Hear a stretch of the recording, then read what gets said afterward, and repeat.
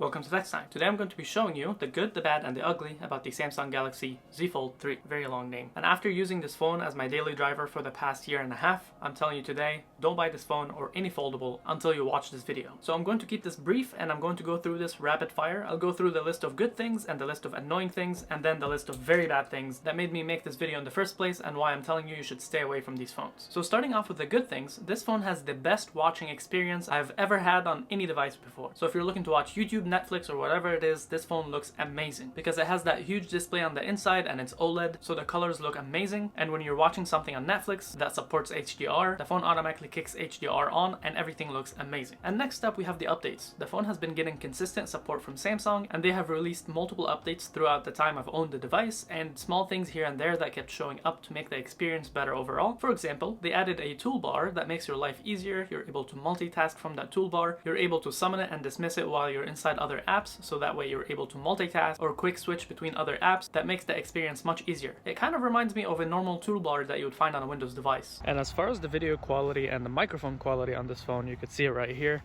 I do like it a lot. It's definitely pretty good. However, I only wish it was as good as the S series that came out with it in the same year, because it just feels like they skimped out a little bit when it came to the foldable phones. And since the S Pen for this phone is not a built-in S Pen, it's the outside one, you can't use it to take photos or take videos from far away with Bluetooth, kind of like you would be able to on the S series, which is another downside. Another feature that I really liked about this phone is that if you turn on your camera while you're in folded mode, you'll see that there's a selfie button on the very top left of the display, and basically by tapping on that feature, it will ask you to open up your device. You'll basically be able to take selfies with the back cameras of the device for that higher resolution and better image quality. Another part of this feature as well that I like a lot is that if you have the phone unfolded and you turn on your camera, instead of that button being a selfie button, it will be a back display view button, which basically means that when you tap on it, it will turn on the back display. So that way, if you're taking photos of somebody who is trying to pose, that way they'll be able to see themselves and pose, while on the other side, you'll be able to see what you're taking photos of. This feature has definitely come in handy a lot. And lastly, this is a feature that's both good and bad. That would be gaming. With a device like this, especially with that huge display on the inside, you're able to play games and feel very immersed. However, it really depends on that game specifically and whether or not it has been optimized for your phone. So sometimes I play a game like this, like Rocket League for example, and it looks amazing because the display is all filled with the game and it's optimized for the phone. But some other times you get games that are not optimized for your phone, so they're cutting off the full view of the game. Sometimes you're not able to reach some menus, so you'd be forced to change the aspect ratio of the game and make it smaller, which defeats the purpose of having a big phone. So gaming can be hit or miss. Alright, so now we're done with the really good stuff that I like about the phone. Now we're moving on to the stuff that are kind of annoying. Like for example, the S Pen on the device, it does not go inside the phone like on the S series, which makes it very annoying to keep the stylus outside of the phone to try and keep it with you, or to buy a case that would hold the stylus for you, because usually it makes it either very ugly or very huge, which leads us to the next annoying thing on this phone, which would be cases. So usually when you're trying to buy a case for this phone, you don't have as many options as you would on a normal standard form phone. So when looking at cases for this phone, you'll have a very hard time finding a case that strikes the balance of both having an S Pen and looking slim at the same time. For example, this is a Samsung case that keeps the S Pen on the side, so you're able to slide the S Pen down like so. But having the case like this makes the phone huge because now it's very wide to hold, and at the same time when you flip this back so that you're using the phone,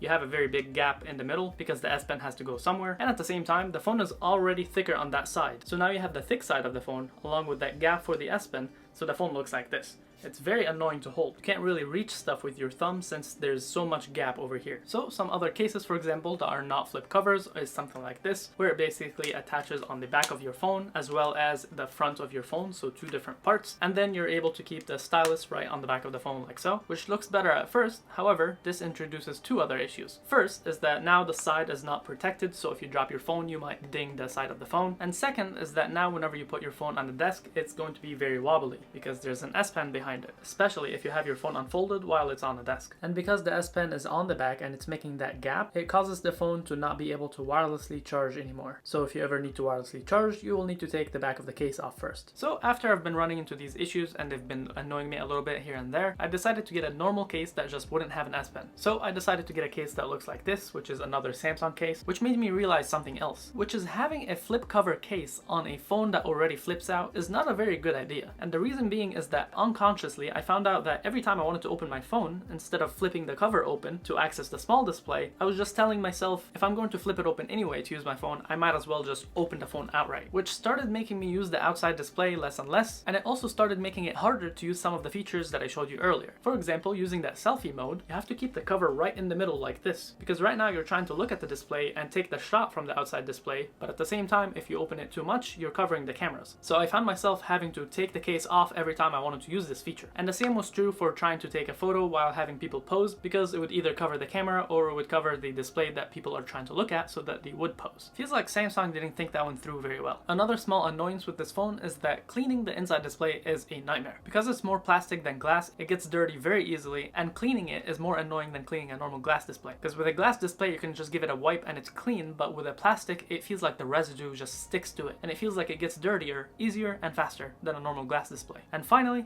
the very bad stuff on this phone that are making me tell you not to buy a foldable. First one would be accessories. A lot of accessories that would work with any normal phone just don't work on this one. For example, a car mount. Because this phone is too thick, a lot of car mounts can't even hold the phone. You have to get special ones to be able to hold the phone, which is very annoying if you find yourself in a situation where you're driving somebody else's car or don't have a special mount that supports this phone. Or another accessory, for example, is that there are these gaming controllers where you're able to insert your phone into it and it kind of looks like a Nintendo Switch. But again, because this phone is too thick, it doesn't work with these controllers. You'd have to find something special that supports this phone specifically. And the list goes on for all the accessories that is not supported with this phone. There's a lot. The problem with something like this is that if you already have a bunch of accessories for your current phone and you're looking to go to something like this, you're not able to because most of them will not work. You'll have to buy a bunch of new accessories that support the new phone, which can be a bit costly. And finally, the worst thing on this phone, after using this phone for about a year and 2 months or so, the display on the inside started tearing in half. It's definitely hard to see when you look at the phone like this. However, if you take a closer look, you'll notice that in the middle, it started tearing all the way from the top to the bottom.